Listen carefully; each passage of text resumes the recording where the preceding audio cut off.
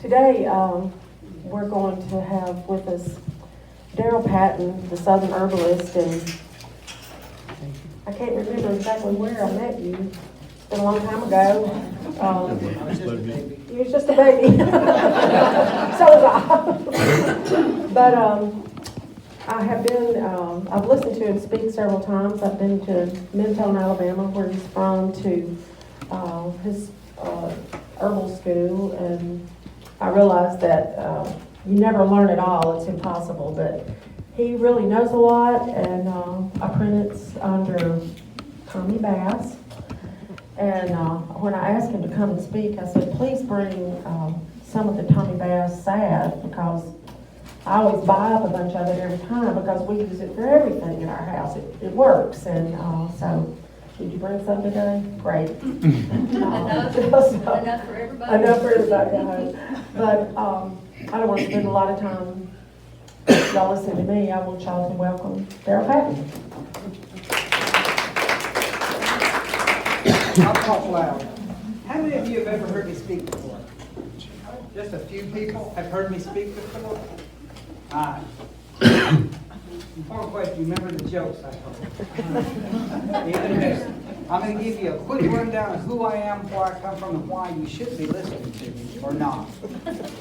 My name is Darryl Patton. I'm a retired special ed teacher, so I can handle all of you guys. No problem. I've taught special ed for 30 years, and my wife taught special ed for 33 years. So we've got a few years of working with autistic and severely disturbed kids behind us.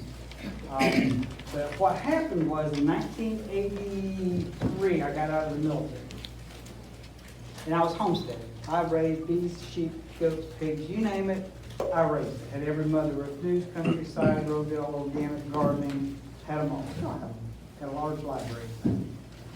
And I was finishing up my degree in special ed, and I had 5 different people came up to me, and they all said, hey, you need to go see old Tommy Bass. Never heard of the guy. They said, you'll love this guy. He knows plants like crazy.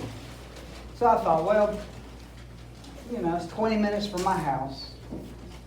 I'll spend 20 minutes with the old fella.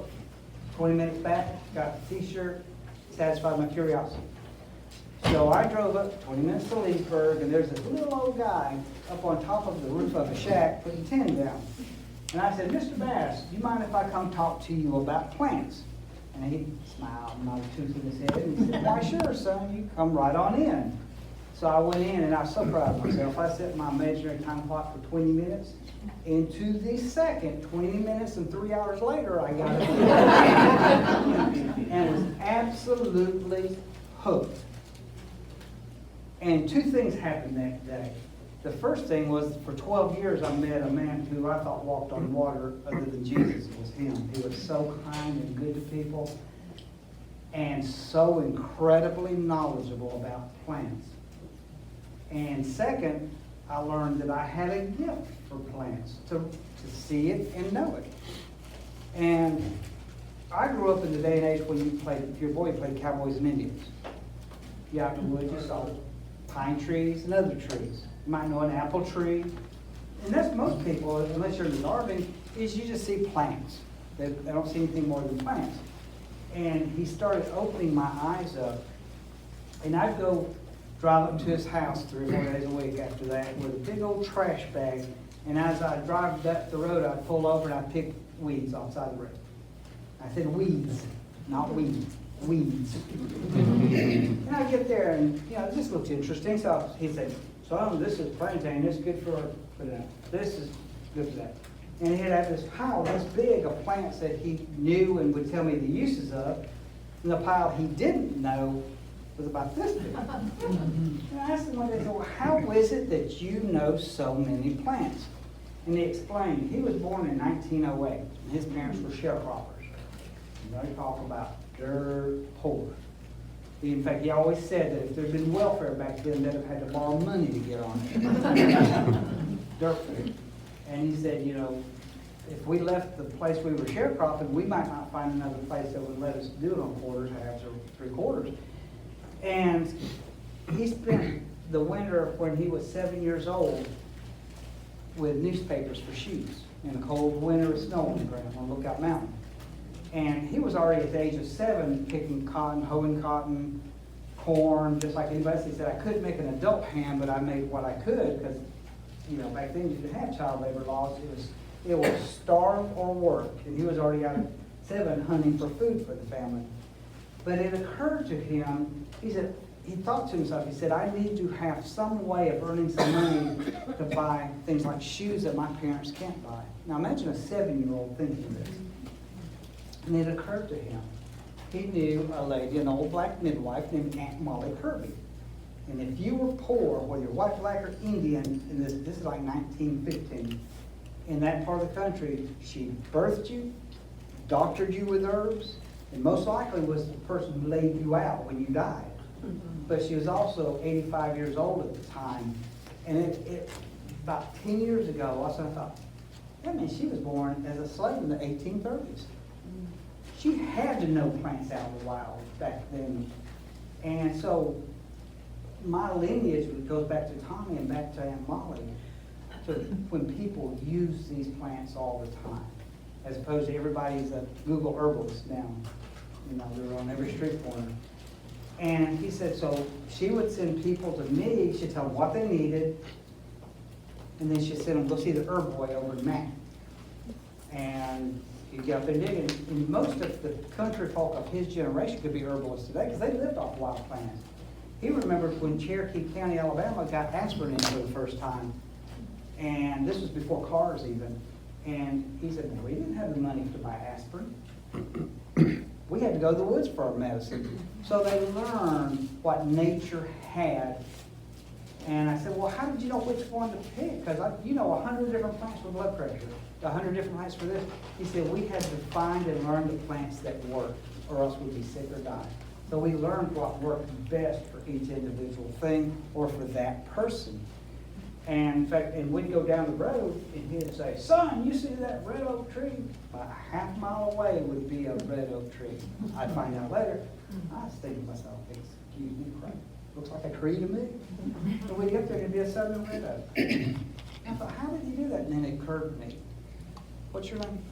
Lynn. Lynn. Your name? Marie. In about 2 minutes, I will not remember that. But y'all look vaguely humanoid. But you're obviously different, aren't you? And that's how he knew trees and plants as individuals.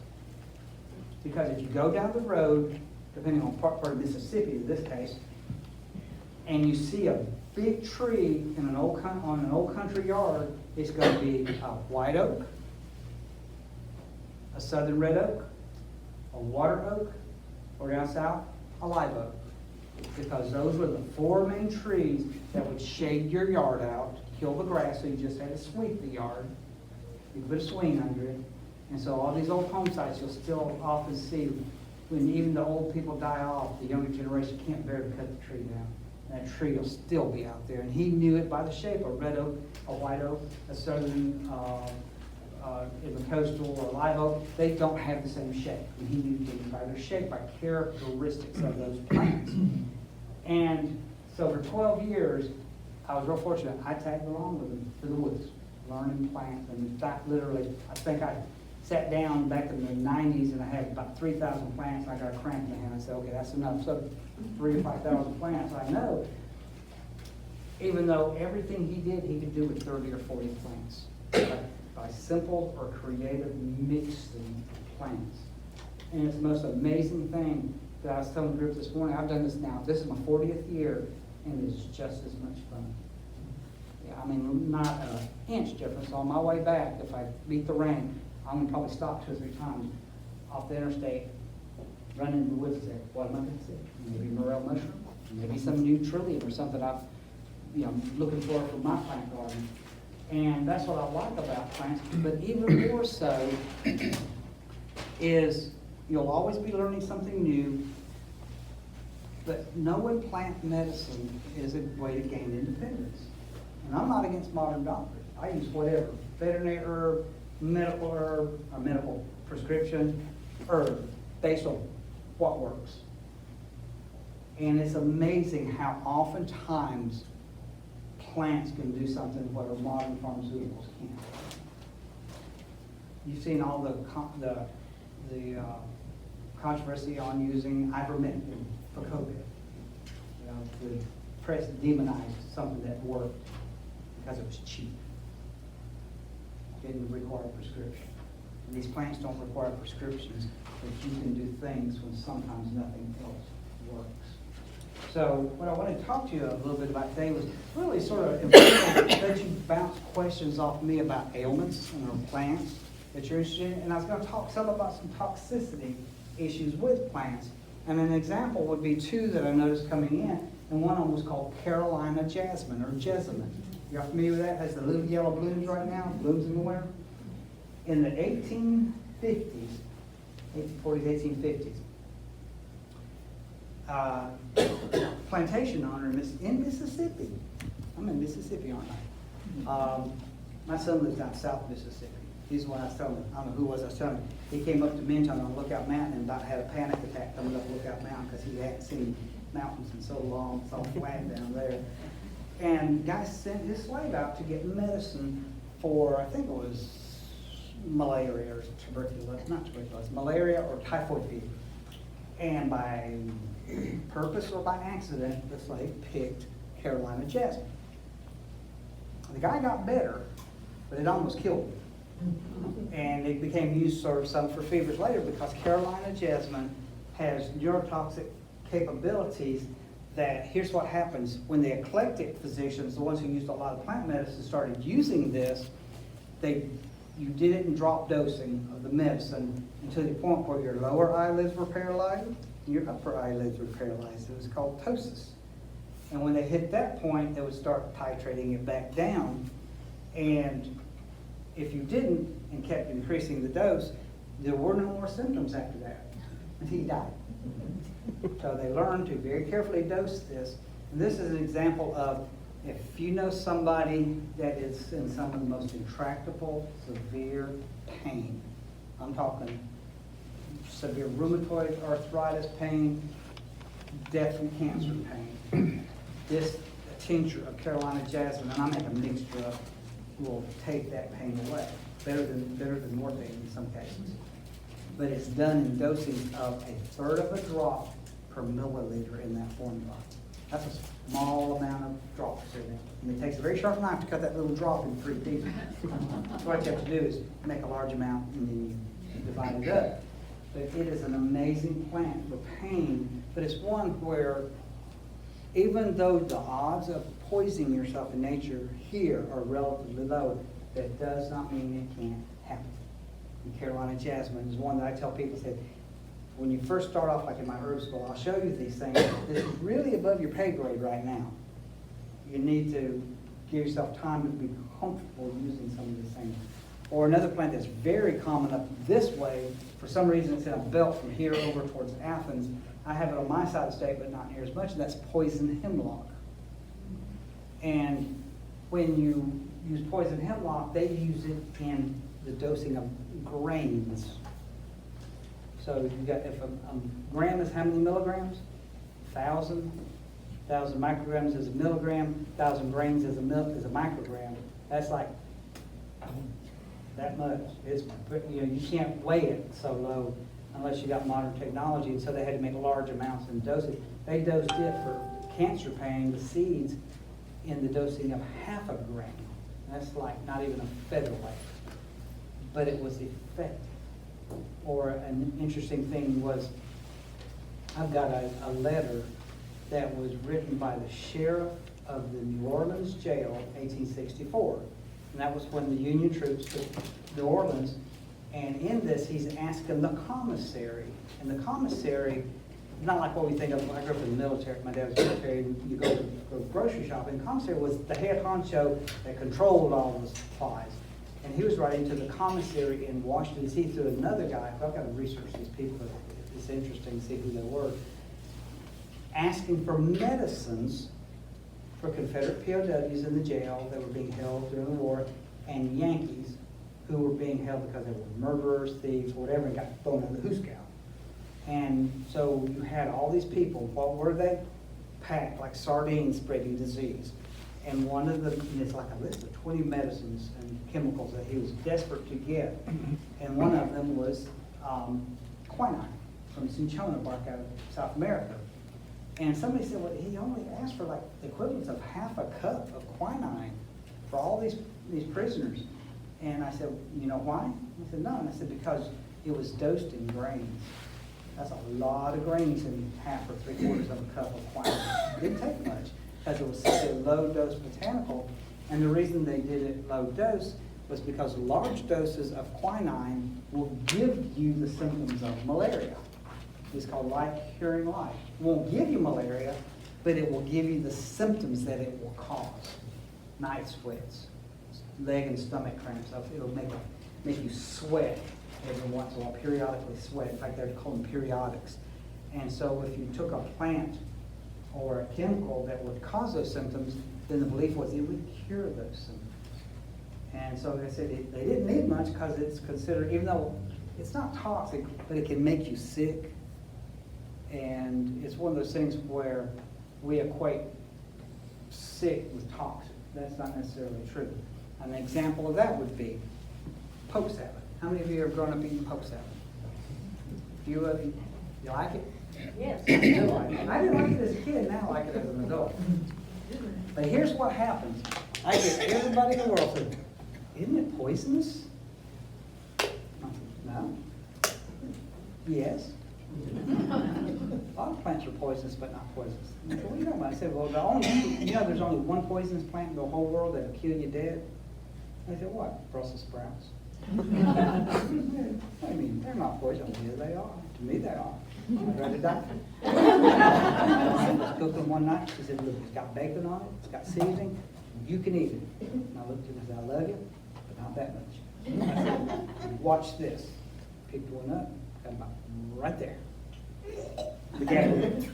Have you ever had a food that just getting that close, your body says, no. But anyway, poke salad. You get all these reports of how poisonous poke salad is, right? It'll make you sick, make you die. I know one person that I know of in 40 years that I think died, and poke salad had a rolled plate, again, from Mississippi, of all places. But she'd been sick for years with a lot of health problems, and ate a mess of it without changing the water 2 or 3 times, and that was it. But here's what happens. I'm going to say, I need some old folks in here like me. I need a young person. If you had a kid, 7 years old, little Susie Key, here's what happens. She comes in, and she's got ruby red lips, because she's been spearing pokeberries all over her. Mommy, look. And now the question is, was Susie Q poisoned? No. But something even worse is about to happen to that child. And it's called, she's going to be the victim of an act of violence called a conniption fit. Because Mama's been told by her mother, who was told by her mother, and on and so forth, that poke is a toxic plant.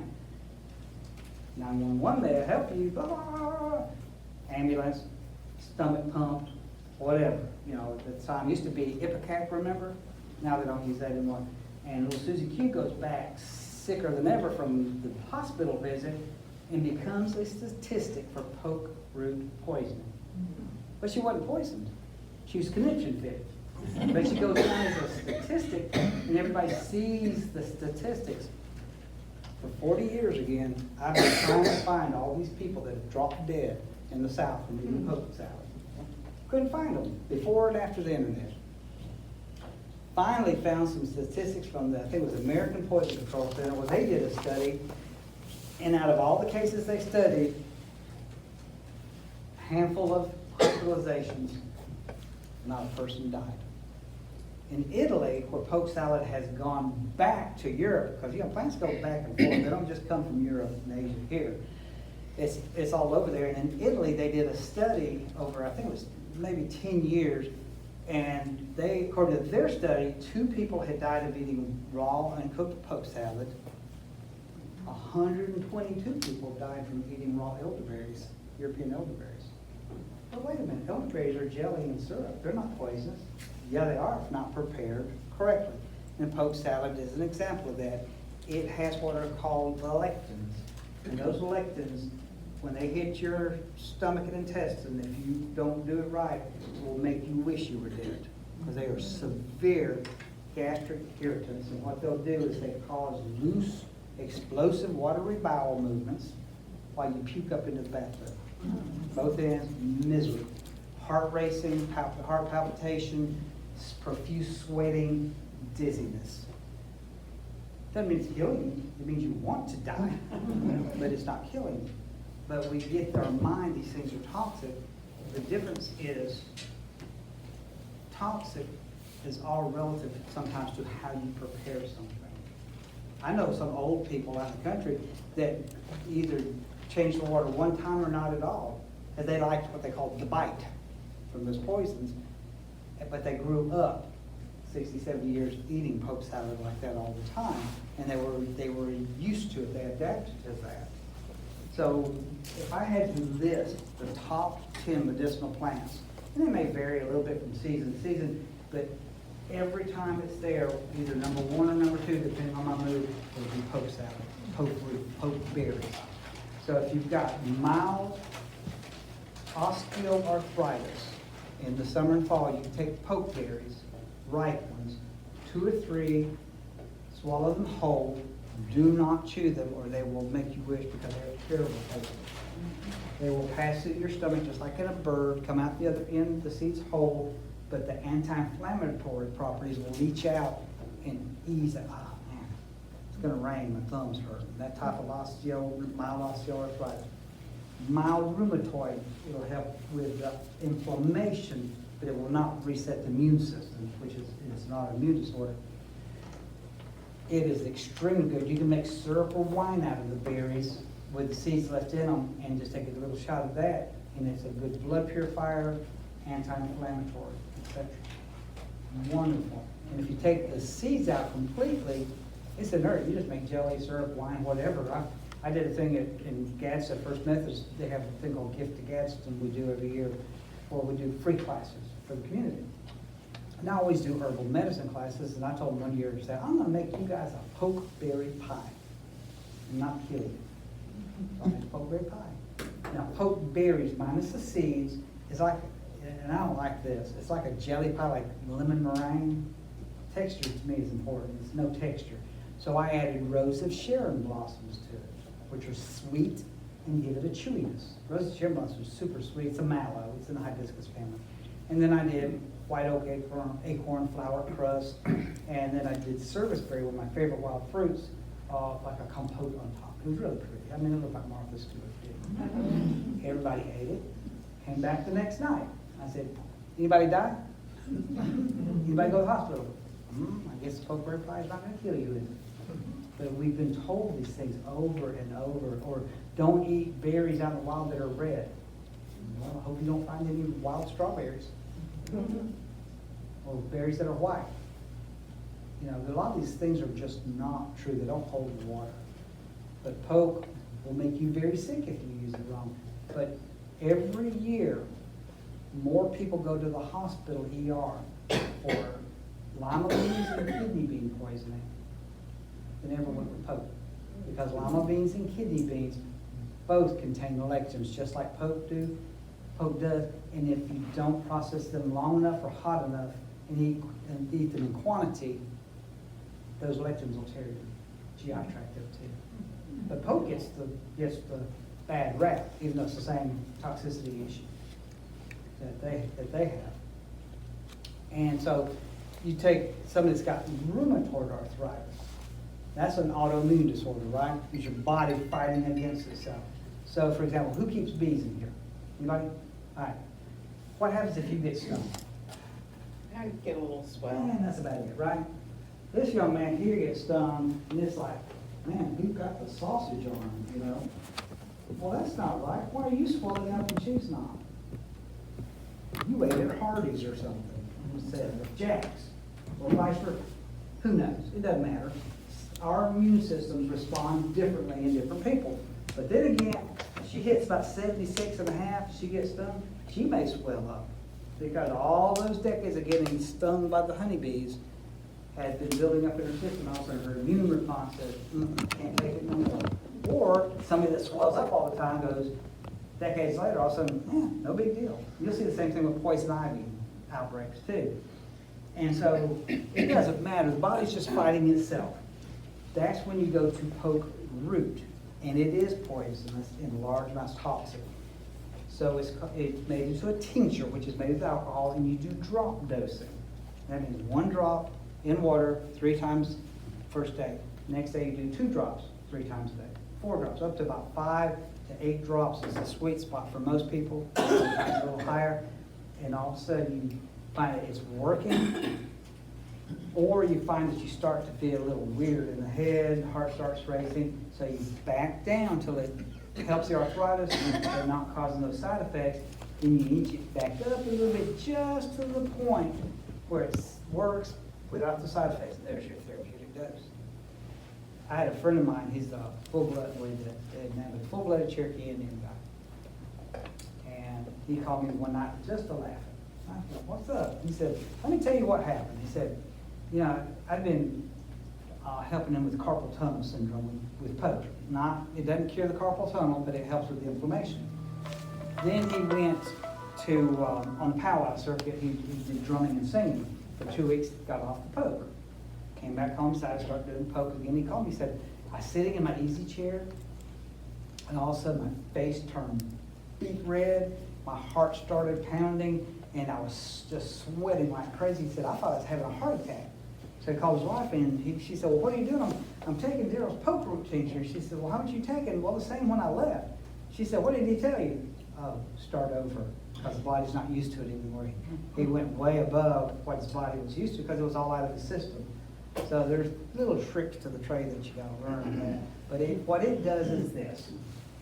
And you're old enough. Black and white TVs, right? Remember? The signal went crazy. What did you do first? Rabbit ears. You adjusted the rabbit ears, right? That didn't work. What would you do? I'm sorry, I didn't hear what you asked. Antenna. Black and white TV. Oh, okay. The signal goes wonky. She adjusted the rabbit ears. It didn't work. What would you have done next?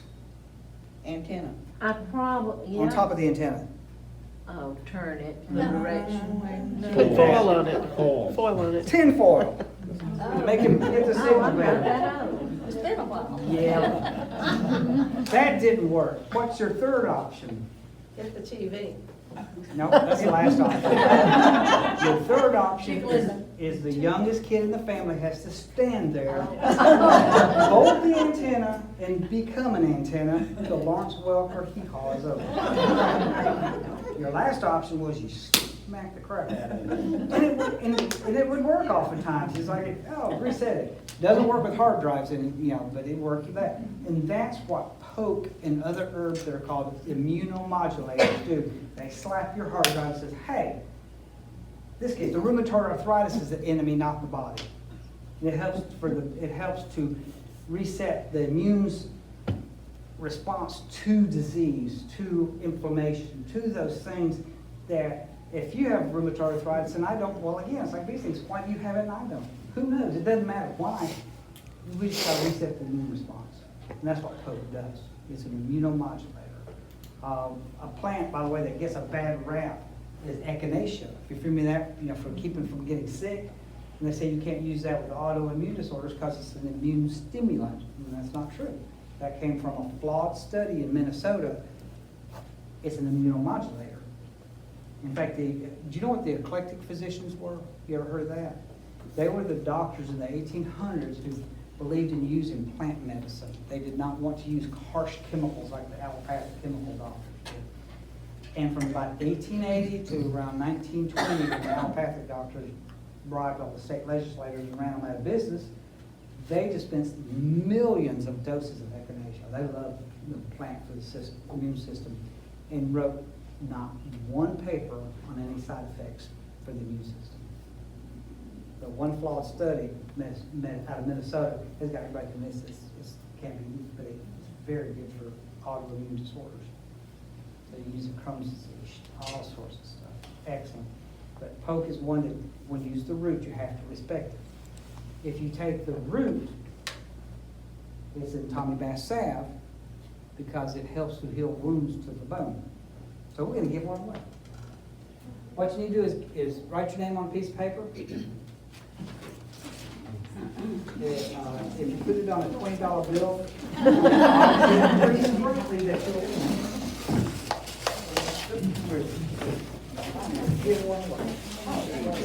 This is a skin formula that Tommy Bass made 81 years. His grandparents, great-grandparents in England made it and brought it over to this country. I can go back to 1850. Eczema, psoriasis, skin cancer, wounds that don't want to heal. You use it, don't you? I use it all the time, yeah. You use it. No, Tommy Bass's great-grandparents, I've traced this back to at least the 1850s in their family.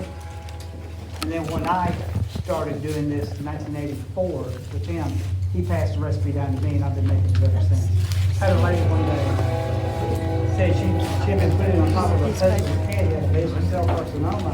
She said in about a week it swelled up like an angry volcano when the picture came out. And I said, I bet it scared him. She said, nah, he couldn't see it. But I just wish I brought it. I got a notebook where this last year I had two cases, one in Michigan and one here in Alabama. The guy in Alabama is a friend of mine. The guy had the decubitus ulcer to the bone from having diabetes. And the doctors it's been going 3.5 years and constantly infected. And the doctor finally said, we just need to chop the toe off. So we got him on this, and first, believe it or not, cleaned it out with bleach. And 59 days later, the guy's in street sheet. No ulcer to the bone after 3.5 years. Pretty good stuff. Privacy? Don't know.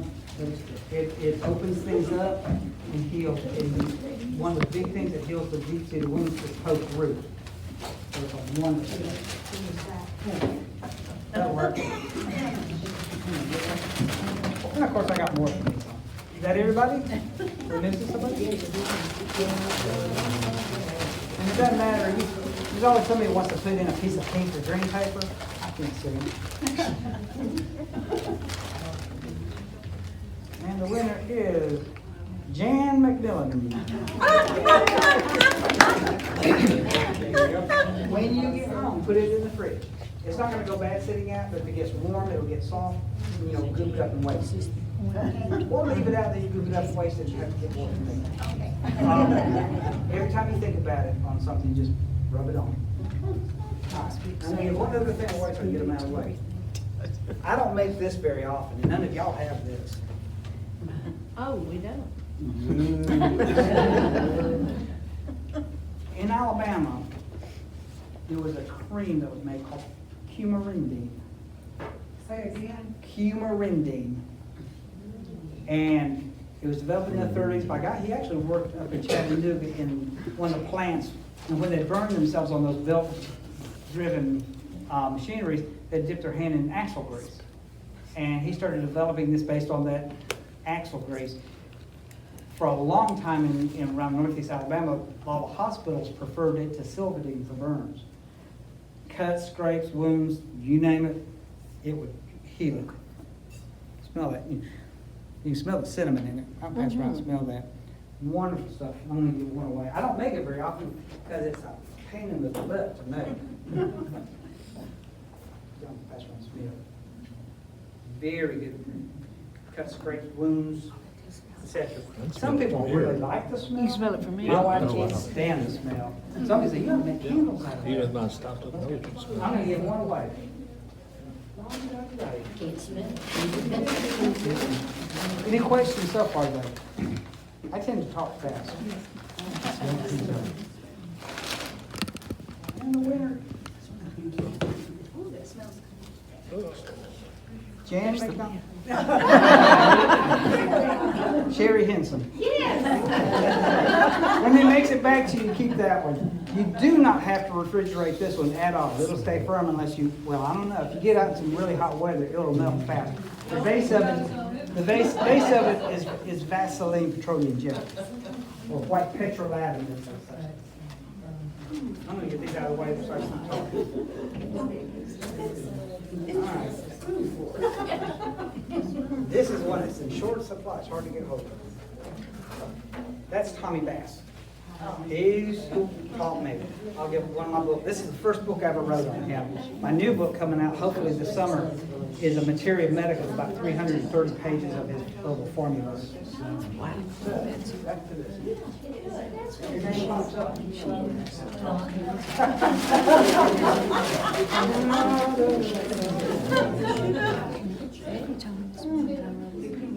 Lynn West. You. I thought I remembered. Yes, your name is Lynn. Your name I can't remember. There you go. Oh, this is a treasure. Anyways, while I'm at it, I'm going to show you something. That I don't know. That's just a reason. Thank you. What does poke salad look like? Do you want to see something real quick? I'll Hold grab your it. horses. I'll grab it. You go grab it? Yeah. From It's outside. going all over out there. Yeah. You grew up seeing it, and then summer purple berries. Is everybody here from Mississippi? Anybody from up north? North Mississippi or? Pennsylvania. Perfect, because this grows up there, Okay. and you're going to know what it is.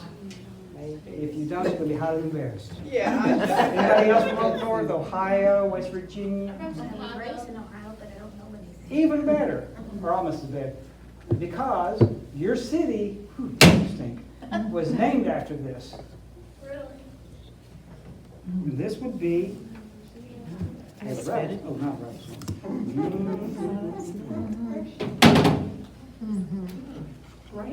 Ramps. Chicago is named Chicago from ramp. That's where they got the name. This is a wild garlic. Now, interestingly, my wife and I, big Outlander fan, the series. And one night, because I like some of the historical interesting stuff. Plus, I watch TV and look and identify plants. And we were watching this thing, and in one of the episodes, Claire's sitting on the side of a creek, a beautiful stream in North Carolina, picking ramps with this Cherokee medicine lady. And I looked at that thing and I said, they're not in Scotland. They're not in North Carolina, they're in Scotland filming, because the last Scotland looks like North Carolina. She said, no, they're not in North Carolina. I said, no, they're not, they're in Scotland. How do you know? Because they're not picking ramps, they're picking ramsons. Ramsons are the European cousin to ramps. How do you tell the difference? First off, they grow thick as fleas on a dog, wonderful ground cover, and they bloom at the same time that the leaves are out. Ramps, on the other hand, the leaves come out, they die back like a true lily, and then they bloom like a surprise lily. Now, interestingly,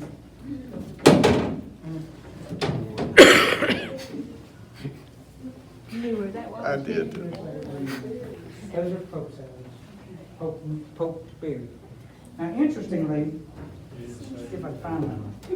If you notice, this one, as you pass them around, has a burgundy stem.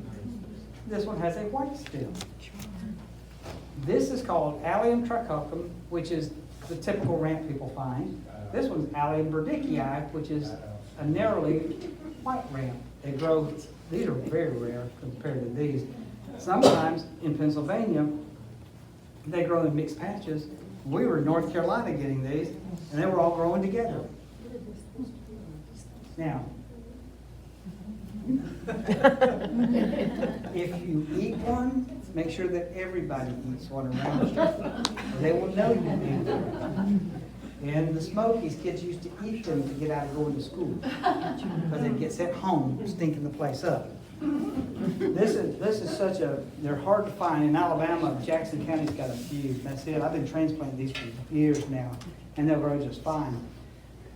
But these are ones where, if you remember the movie Fight Club?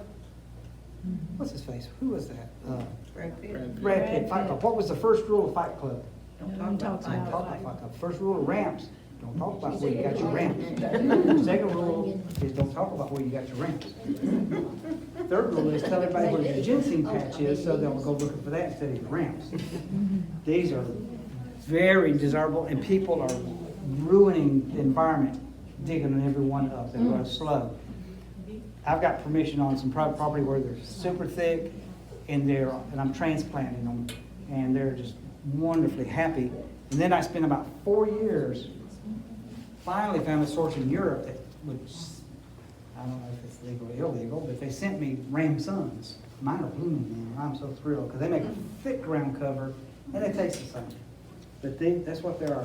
And you take these, clean them, dry them, make ramp butter, ramp salt. Oh, you die. That's what they are. Up north in Chicago, people up there would call them wild leeks. And here's the reason. Most people in the South that came from Europe came from England, Ireland, Scotland, and Wales, where they had Ramsons, but they ate them there.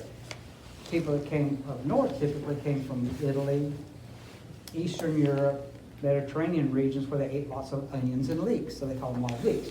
You hit Ohio, most people there are just confused. So about midway, what is that main highway that goes to Ohio, there are leeks, then ramps, and they sort of blend in together. But these are some of the best tasting things in the world. I take salt, smoke it with hickory, and then mix the powder or the pesto with that.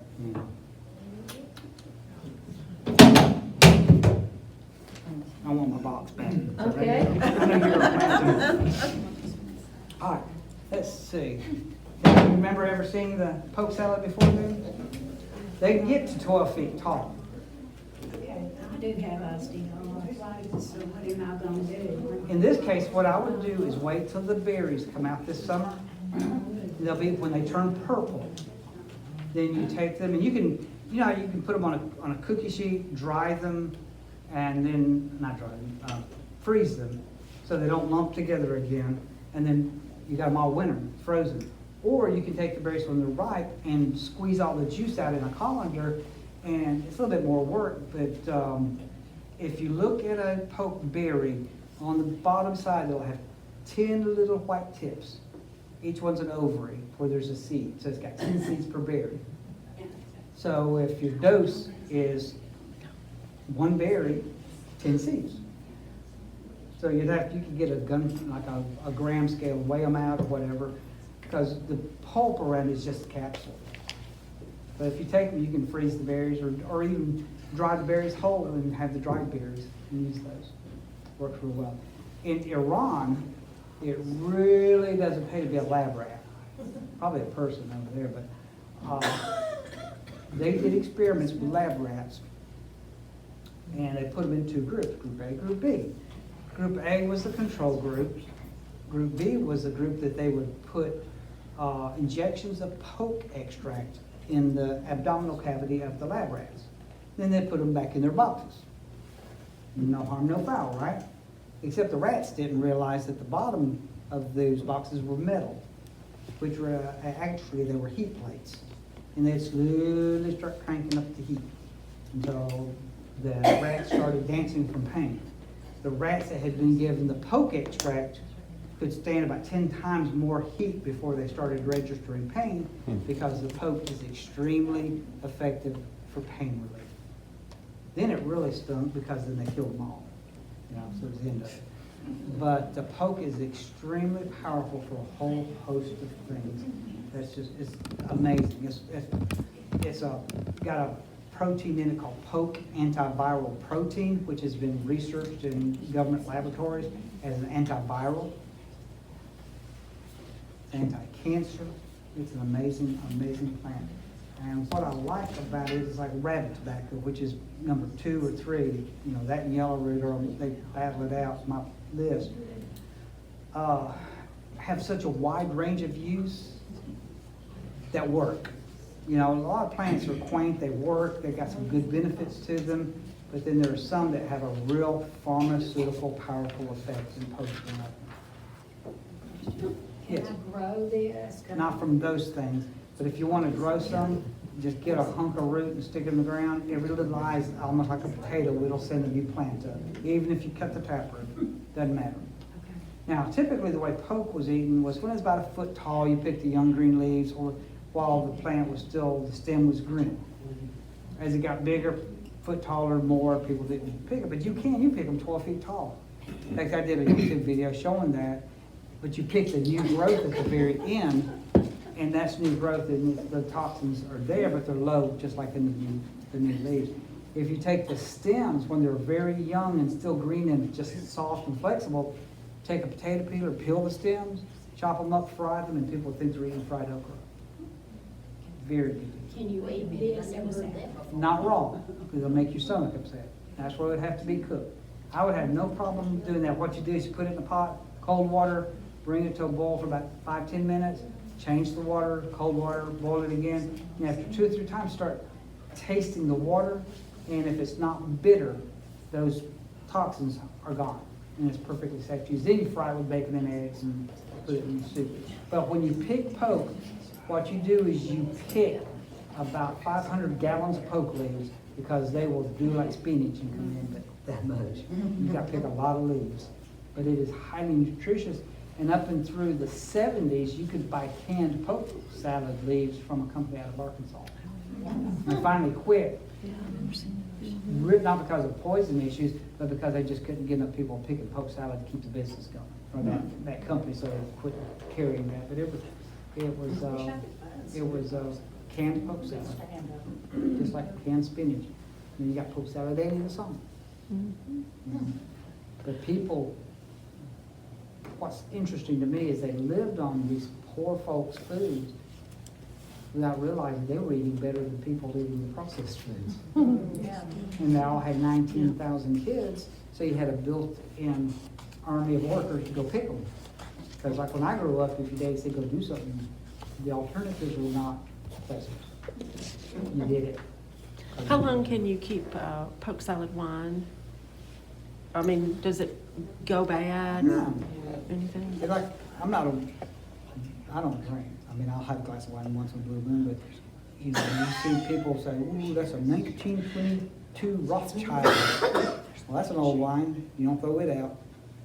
Okay, Because so I've got like alcohol is a preservative. I've got like a 2020 poke salad, and it's just No, going it to should get be fine. better. The only thing that ever happens to wine that makes it go bad is if oxygen gets to it, it becomes vinegar. And then you just use it as a salad dressing. And use it as salad dressing. Poke salad dressing. You're good to go. But what you'll find is I tried to freeze dry poke berries. Can't do it. There's too much sugar in them. They just come out sticky. They dehydrate fine, but freeze dried, it just brings out all the sugars in them, and they come out like a sticky mass. You don't like it at all. And I don't care for the jelly personally. Have you ever had something that a syrup or something that just felt oily and heavy and thick? That's, to me, is poke salad. Some people love it. Let's see, another one that is one of my favorite, with no toxicity issues, is rabbit tobacco, which most people in the country grew up drinking or smoking rabbit tobacco out behind the barn. My son was 7 years old, and he said, Daddy, I want to learn how to smoke. I said, okay.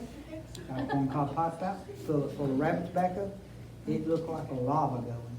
And I said, when I count to 3, inhale as deeply as you can. It went in and came out the same way. That was it. They chewed later during college. Here's the fact. He was the tennis coach at Belhaven for years. He was coach of the year in Southeastern Conference for years. And but he chewed. He got over that. But boy, it was a hot smoke. But if you couldn't get tobacco, you smoked rabbit tobacco or crossfire cigars or mullen even. But what they didn't realize is they were getting a great medicinal smoke inside. Rabbit tobacco has been typecast as something you just smoke. It's actually one of my absolute favorite antiviral herbs for respiratory viruses. One of the things that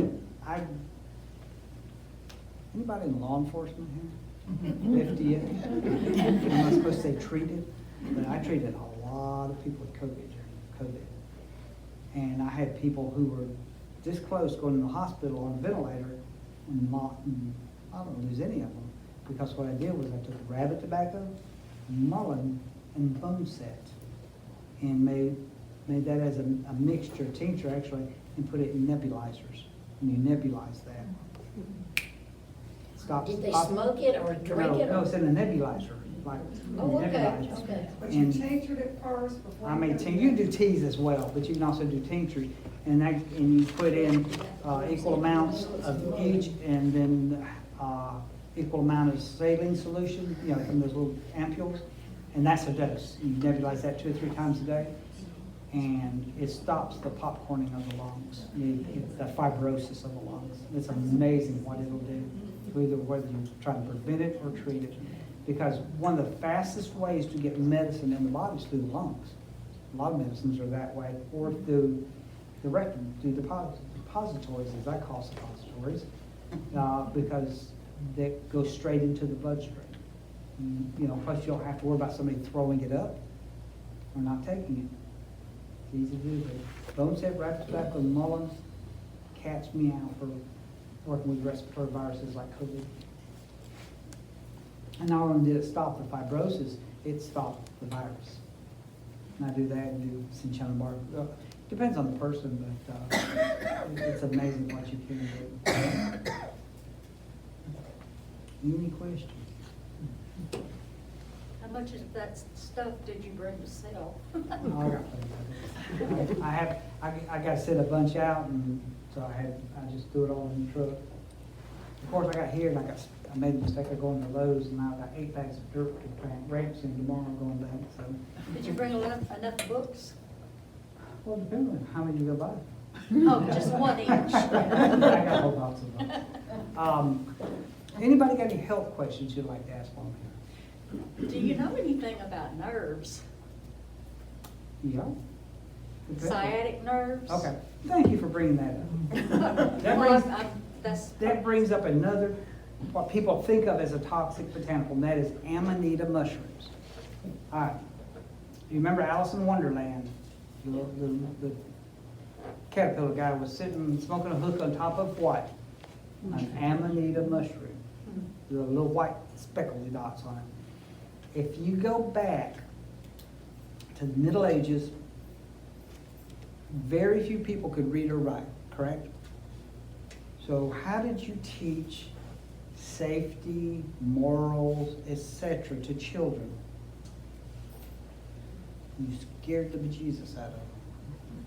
And how they did that was, in England, they did not have a tradition of eating mushrooms and making mushroom medicine. Didn't happen. In fact, people who come over from the British Isles to this day, their descendants, as a general rule, tend to be mushroom shy. And so what they did was they started associating things like witches, ogres, and trolls are hiding behind every mushroom out there. And the kids were so afraid of getting eaten by a mushroom, by a troll, they wouldn't touch that mushroom. Or if you look at Grimm's fairy tales, if you want to stay up at night, read the European version. It's blood, guts, and intestines hanging out. This was for kids. But it was meant because back then, if somebody kidnapped you, you were gone. There was no milk carton, no Amber Alert. You were dead meat.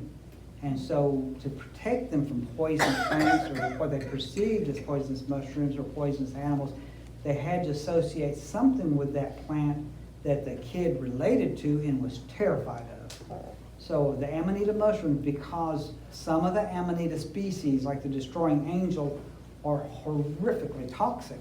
They'll kill you dead, or nowadays, liver and kidney transplants if you survive.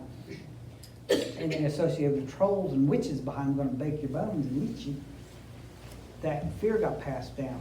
So all Amanitas got painted with the same brush strokes of being toxic. Amanita persicina, which grows commonly here. Amanita muscaria, which is really more of a European mushroom, is the very red cap with white dots on it, are hallucinogenic in large amounts. In fact, that's how Rudolph the Red-Nosed Reindeer flew. Because reindeer, that's how they discovered, the shamans, that Amanitas were hallucinogenic, because reindeers would eat them and then drink each other's pee and get high and dance around. So shamans in Siberia would take one for the gipper, they'd eat the mushroom, drink the mushroom tea, then all the followers would drink their urine, which broke down the ibotenic acid in the muscimol. Don't think I'd line up for that one. And then they would get the visuals without the fact that large amounts makes you want to throw your toenails up. And I've had some bad experiences with certain plants, testing that theory out, and trust me, Amanita will make you want to throw your toenails up.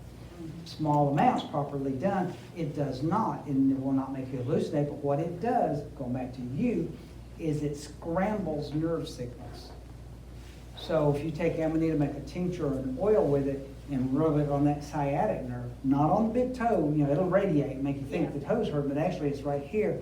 It scrambles the nerve signal so that the pain can't get to the brain. And it just eases it right up. It's an amazing plant, or cervical, spinal injury. It doesn't fix anything though, It does does it? not fix it, but it takes the pain away. It's a miracle herb for people in deep intractable pain, from as long as you can find the nerve that's affected. Amanita, look up Amanita, Amanita. In this case, it'd be Persicina, peach color to Garrett, P-R, I think it's S-I-C-I-N-A. Remember, peach is what prunes persica. It's a peach, it's sort of orangey peach color with little white dots on it from the universal veil. So how do you make a tincture? You take the caps and they're dried first, then you do what's called decarboxylation, and that's where you're changing carbon molecules, and you do that by heating it to about 175, 180 degrees for 20 minutes, because the chemical that makes you throw up so much is called ibotenic acid, and when you heat it, it changes it from ibotenic acid to muscimol, which is the psychoactive in large amounts, but small amounts, it's the medicinal dose that scrambles the nerve signals. It's like, for me, I don't sleep much at night. I wake up all the time, I got an idea, which I sort of like to keep you creative, but, your ADD sometimes, I can take the tincture, and it's like, good night, see you in the morning. Don't remember dreaming, nothing. But it doesn't make you feel groggy, you just wake up. You do wake up. Whereas Amanita, destroying angel Amanitas, gonna kill you, so you gotta know your mushrooms. But it's very easy, you've got them, y'all in a prime area, pine thickets, big mature pine trees, even if it's in a yard where they can get sunlight, get that pined up, and it's that big orange mushroom. And go down to the coast. I don't know what it is about the coast, but like in Alabama, down on Fairhope and Gulf Shores, and those big pine thickets, they got dinner plate size ones. So I gotta go back down there this fall.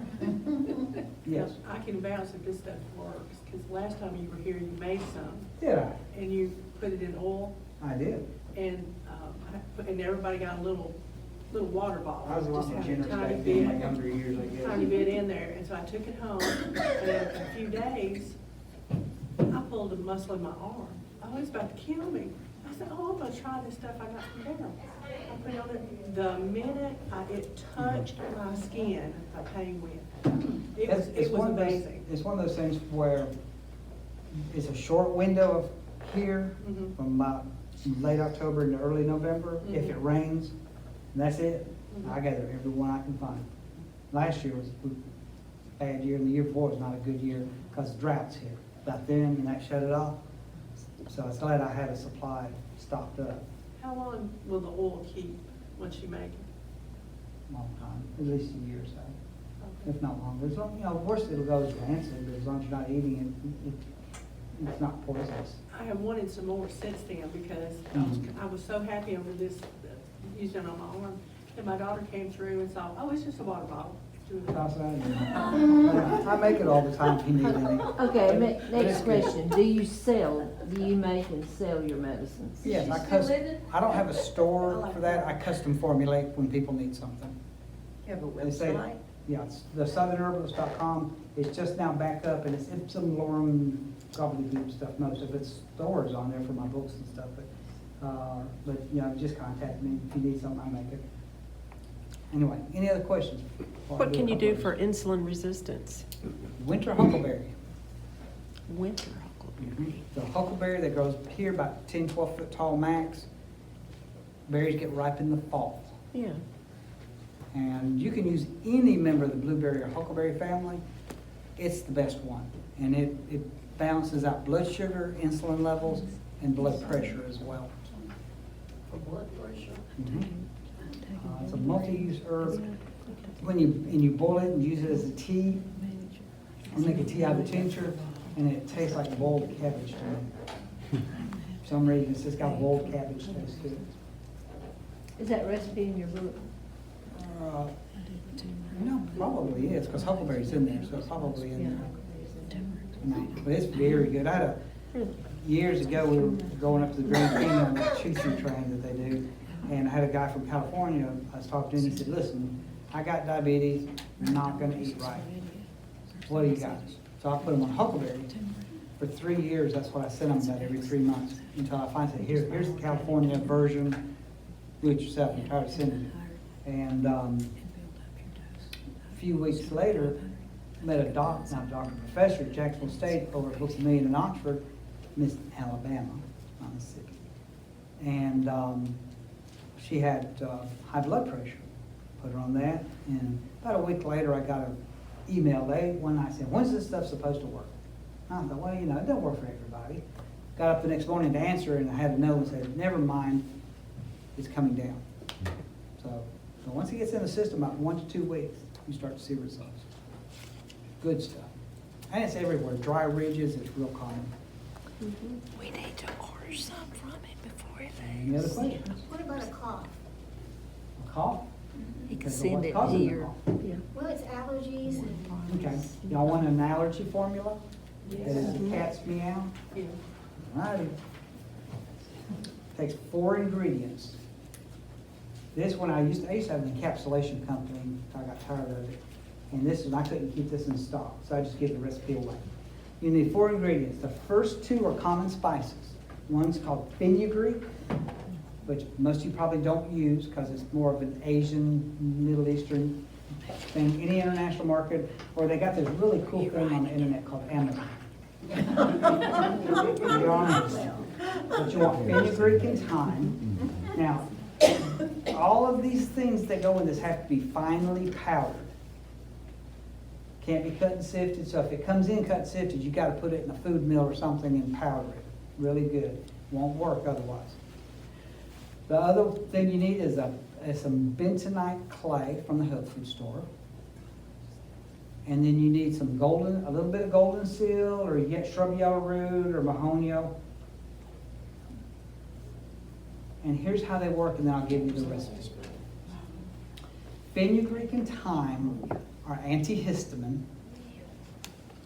They also thin out mucus drainage, so that it doesn't get down. You know how you get bad drainage and it burns your lungs, you start to get bronchitis?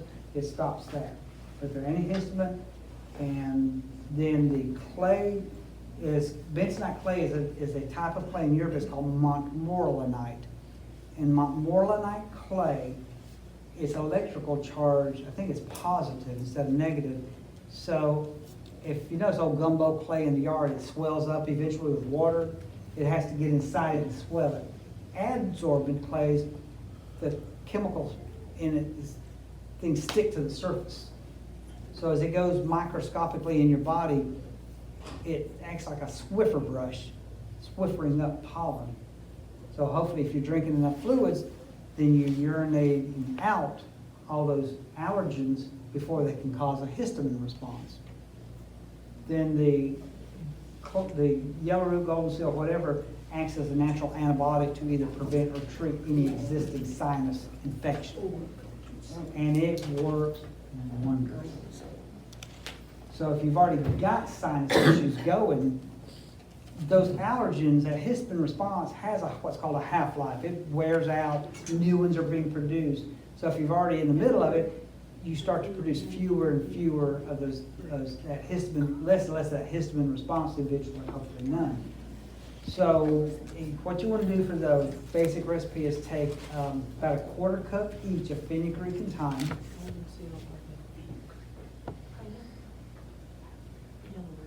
Then you want a tablespoon each of the clay and the golden seal or yellow root. All finely powdered. Now the clay will come that way. It comes in a 1 pound tub at the health food store. Usually it's called Aztec clay, I think, is the brand. Then you get some empty double-aught 00 gelatin capsules. You could do regular one, I mean, it doesn't matter, but this is what I always use. And then just take the capsules and shove them into the powder and cap them. You don't have to worry about trying to get a specific milligram count in it, doesn't matter. You're gonna get more than enough just shoving them together. And then for 3 days, you wanna take 2 capsules 3 times a day, which is gonna be 2, 4, 6 capsules a day for 3 days. After the 3rd day, start to reduce it by the number of times you take it, the number of capsules. Most people will get down to 1 capsule in the morning, and that's all they have to take. How long? Just through the Through season? the season, whenever you have the allergies. Now, it has to be things that create a histamine response. It's not gonna work for smells, you know, you're allergic to perfumes and Yeah. stuff. It's got to be things, plants, animal dander, plant pollens, that type of stuff. And an interesting thing, though, is that say you're allergic to ragweed, you know what the quickest cure for ragweed is? Ragweed. Make a tincture of the ragweed leaves, chew on the ragweed leaves. It's the weirdest thing you would think, but ragweed will cure its own allergy. You say, well, why I get worse? No, because you're not smelling it, you're eating it. The allergic response only comes through the olfactory method. I have an autistic granddaughter. She's soon to be 15. She's had cat allergies and stuff since she was little. Give it a shot, it won't hurt. And of Unless course, you're when she allergic to comes to pizza, my it's not gonna house, hurt you, because those are spices that people put on pizzas. you can't tell her, don't put your face in that pillow, because she's No. not gonna realize what you said. No. And it's not for, you come over, I give you a capsule, and it's get in, you gotta take it to get in your system. But it's, I have people that just sing I doubt the she'd praises take of a that. capsule. Yeah, but you could also put it in applesauce or yogurt, That might work. whatever it takes to get it down. Or apple juice, maybe? After, as long as they can get it down, it doesn't matter. But it's really, really good. Amazingly good. in fact. She has to take Zyrtec every day. Mhm. Well, you know, autistic kids, Down syndrome kids, et cetera, you know, especially they all had breathing troubles. You know, bronchitis, asthma, whatever. I had the lowest function of I had the ones that the special ed teachers didn't want. We were the band of misfit toys, and I loved it. That's my type of kid. So you had to severely, I had the severe of the severe. I was an elementary school teacher. I was a principal for a while too, but elementary school, 5 to 21, all in the same classroom. And they were all stupendously severe. It was an adventure. I could write a book. you should. When does your book come out? It would be, I couldn't say some things. about Change it. the name to protect Yeah. the innocent. The Tommy Bass book? Your new book, when does that come out? Sometime in summer. My mom broke her hip, so I'm the head, trying to keep things going. And it's just. Can we go ahead and order it today and pay you? No, because I'm not good with money. Are you doing the Then herbal you're gonna be saying, conference? well, I ain't got my book. Are you doing the It'll herbal probably be out conference? this summer. It should have been out in January, and then she fell at Christmas, broke her hip. Are you I'm doing the almost herbal there. conference this year? Huh? Are you doing the herbal conference Yes, this year? it's, not into this, but, yeah, first weekend of May in Mentone, Alabama, we got 3 days of herbal intensives at Moon Lake School, it's old elementary school, and I got like 20 presenters coming in. We do everything herbal you can think of. So And it's gonna be the- laid back, fun environment. Friday, Saturday to noon Sunday. What part of Alabama? Mentone. You going? About 45 minutes south of Plant Chattanooga sales on Huh? Lookout The Mountain. plant sales. You know what Fort Payne is? Alabama band? I went last It's year. up in the No, mountains he before you said- get to Fort Payne. Then- Little artsy craftsy. Is it that week? Oh, They said the next week. Huh? Oh, I thought you This said is the where the first. camps are. First. We have children over there. That's it. The camp's own Mentone, basically. They advertise on the police car. I have, But it's a cute little place. And I got I have. a 13-acre property with my herb school. My wife does yoga classes. And, I have an American Indian friend. She's home from home, Louisiana. She told me to specifically ask you about poison ivy. Okay. Especially, she said her grandmother had 12 children. She would line them all up early in the spring, every spring, give them one real tiny Okay. leaf of poison ivy and make them eat it, and then they did not get the And she was disease. very correct. When I first started doing herbs, I went to Tommy one day and I said, listen, I'm dying. I'm tired of catching poison ivy 15 times a year because it's either digging herbs or I used to trap. And I was trapping in the wintertime to get in the roots. And I said, it eats me alive. It does. It ate me alive. And he said, what, son? And he wasn't allergic, which, you know, if he didn't walk on water, I would not have believed it from anybody else. He said, why, go to the tree, get you some poison ivy leaves when they're the size of a mouse's ear. You know, when they first come out, they look shiny and almost brown. And that's 3 leaflets make up that one leaf. He said, pinch them off in a piece of bread, don't touch your lips, and they won't hurt you. So I went up, and he said, do that every other day for 2 weeks. So I went out to what I call the poison ivy tree, and my heart was going bam, bam, bam. And I thought, you know, I'm not gonna get any poison ivy reactions, I'm gonna die of a coronary. Did it and didn't die. Went out a few days later, mild panic attack, didn't have to die. And ever since then now, the worst I'll get is I might get a little mosquito bite blister on a finger and think, what do I get? Oh, it's a poison ivy, that's it. To the point now, what I do, when I do classes, I just reach out, pick a leaf and eat it. And I was so allergic to it that when I was a kid, we were at the Presidio in San Francisco, and I got into poison oak, the true poison oak, tall, and almost died and was in intensive care. And ever since then, I've been terrified of it. So, and now I just pick up the leaf, I'll just eat it. Don't even think twice With a about it. piece of bread, you said. Not now, I just pick the leaf off and eat the leaf. Well, I Now, need somebody here's- who's just starting to. Here's what you do instead. Let's do it modern. Go to the poison ivy tree, pick you the leaves off with a pair of tweezers. Don't even touch them. Your fingers right on your tips are very non-sensitive to it, generally speaking. Shove them into a gelatin capsule. Cap it, let it sit for a couple of days. The moisture in the leaf will warp the capsule a little bit, then it'll dry out, and then every couple of days, just pop a capsule. That's it. I'll have to For get about some capsules. About 2 weeks. When I was doing it that way, I just put a jar of them in my truck, but I couldn't use it. I do it yesterday or tomorrow or whatever. So every time I get in the truck, I just pop one every day Now, until I that- forgot. Those that you put in the little capsules, they'll keep a while, won't they? Mhm. It just dries them out, right? Once they dry out, it's just encapsulated, and they'll dry out to nothing. You won't think there's hardly anything in there. And but yes, so she was very correct.